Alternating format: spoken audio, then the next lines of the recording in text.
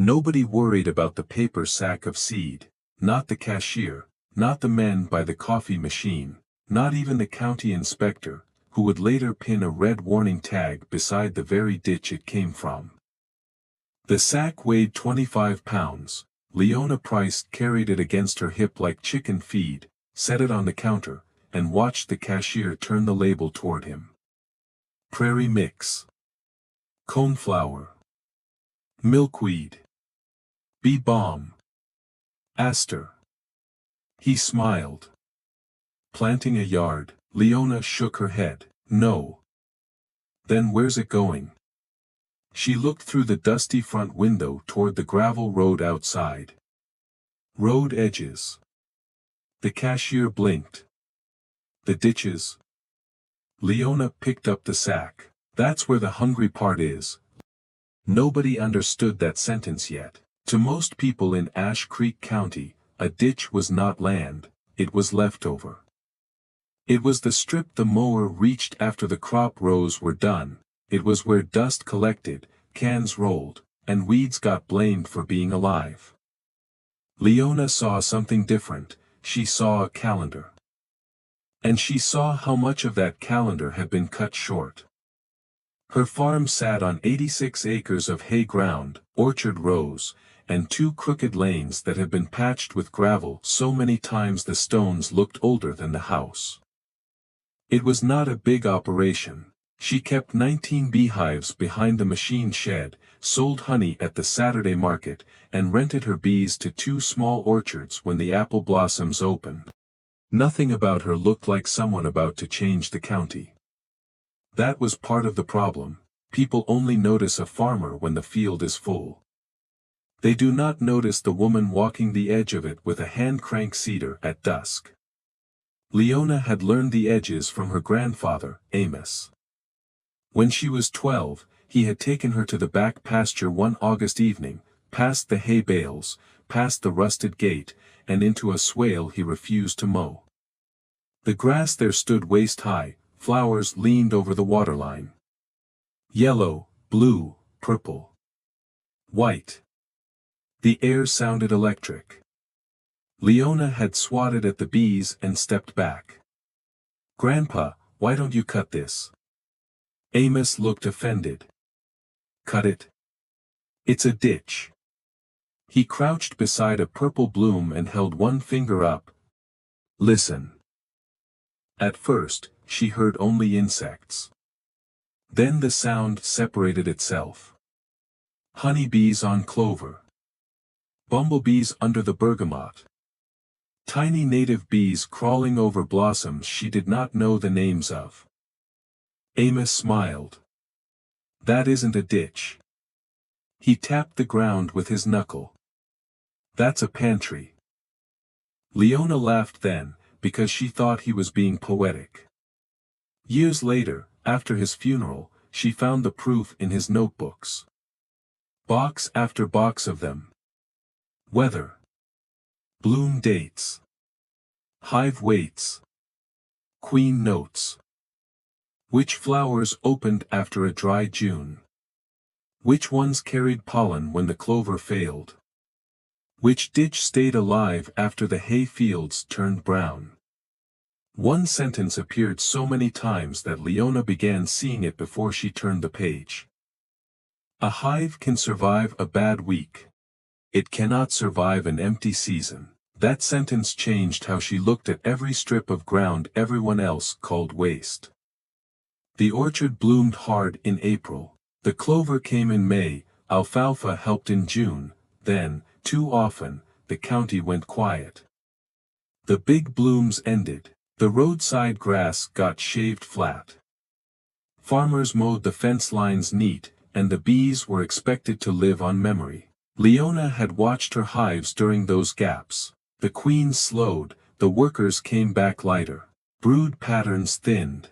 The boxes still looked alive from the outside, but inside the colony was rationing itself. So she bought the seed, then another sack, then another. Every evening after chores, she walked the boundaries of the farm and planted where tractors never worked. Drainage swales.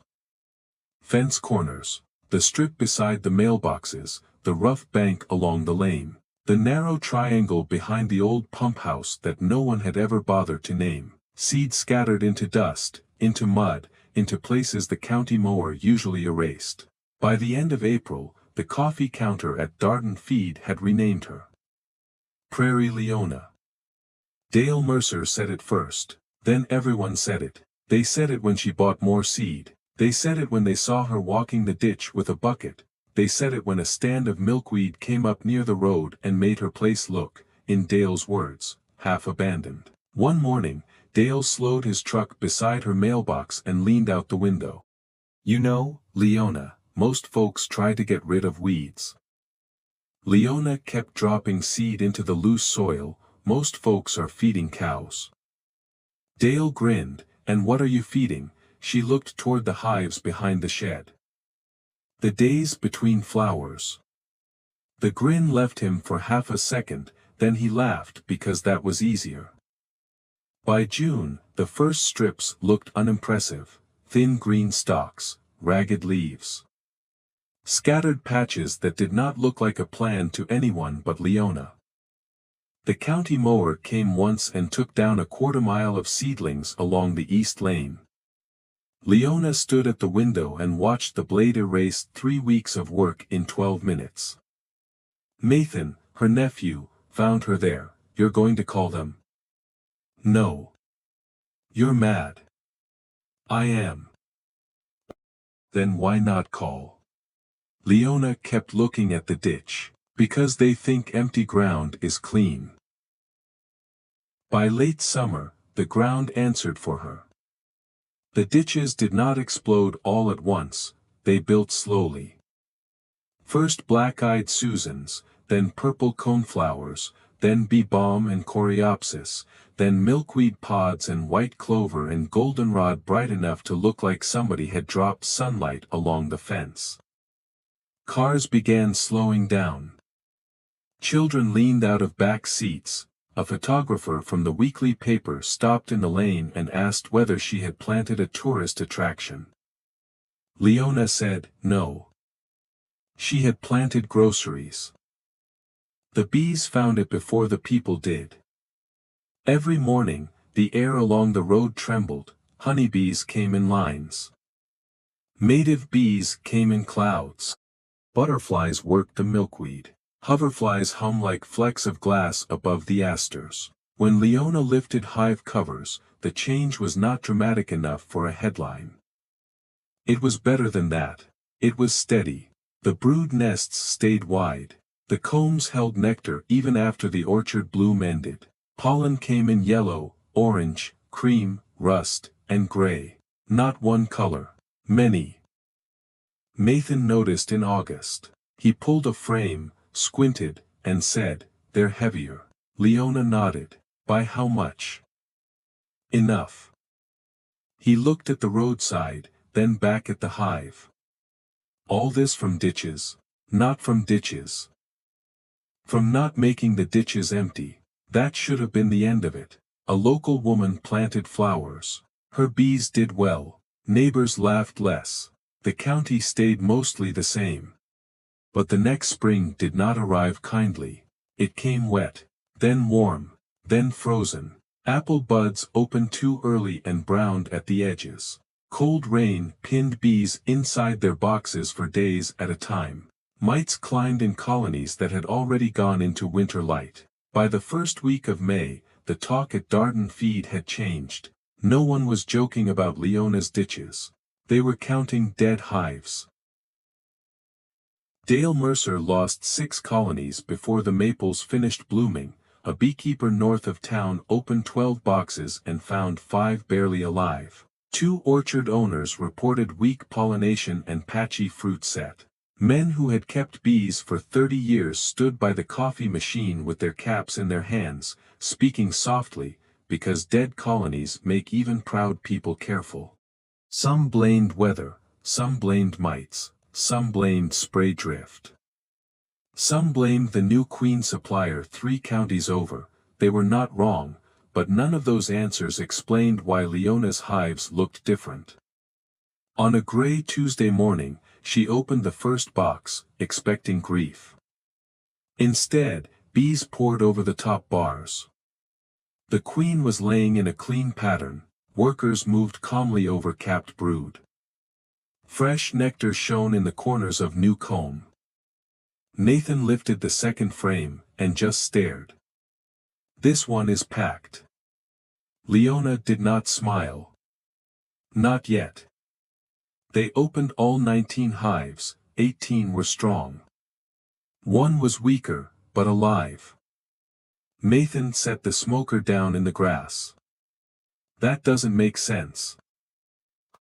Leona looked toward the road edge, where early clover, dead metal, willow, and the first ragged blooms of her prairie mix had already started to work. Yes, it does. He waited. She brushed one bee gently from her sleeve. They never had to wait for the next field. That line traveled faster than she expected. By the following week, 3 beekeepers had come to look. By the week after that, the county extension office called. They sent Dr. Maribel Hayes, a pollinator specialist from the state university, and 2 graduate students who arrived with clipboards, sample tubes, and the expression of people trying not to sound too excited. For 2 days, they worked Leona's farm like a case study. They weighed hive bodies, counted mite loads, sampled pollen, mapped bloom windows, walked every lane, ditch, swale, and fence row with plant lists in their hands. Dr. Hayes stopped often. Not at the hives. At the edges. She knelt beside plants most farmers would have cut. Do you know how many species you have flowering here? Leona shrugged. More than I can remember. 58 so far. Nathan whistled. Dr. Hayes looked across the ditch. And they're not all blooming together. That was the part people had missed. The beauty was not the point. The timing was. Early pollen before the orchard. Nectar during the clover gap. Deep summer bloom when the hay fields dried.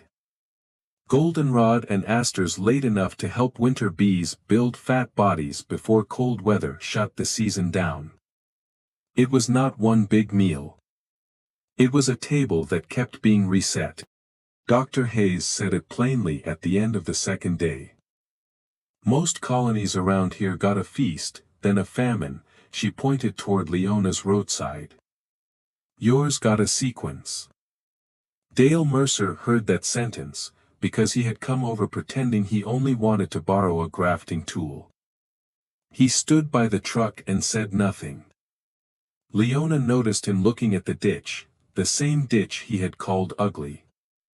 The same ditch the mower had once shaved flat.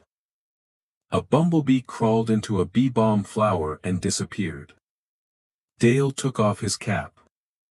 Leona, she turned, I need to ask you something. His voice lost its old joke. If I plant my creek bank, will it help this year? Leona looked at him for a long moment. No. His face fell. Not this year. Not enough. The honesty hurt more than comfort would have. Then, she nodded toward the seed heads forming in the ditch. But next year, if you start now, your bees won't be asking the creek bank for a miracle. They'll be using it as a pantry. Dale looked down at the ditch like it had become land for the first time. By midsummer, Ash Creek County held a meeting no one would have imagined 2 years earlier. Not about yield. Not about honey prices, not about chemical rates. About mowing. The room was full. Beekeepers, orchard owners, hay farmers, a road department supervisor, 2 county commissioners who had clearly expected 10 people and got 93. Dr. Hayes explained pollen diversity. She showed hive weight charts. She showed the gap between bloom periods. She showed how a clean roadside could look responsible while functioning like a locked pantry. Then the association president asked Leona to stand. Leona hated standing in front of rooms. She kept both hands around a paper cup and said the least polished thing in the whole meeting. "I quit treating edges like trash." Nobody laughed.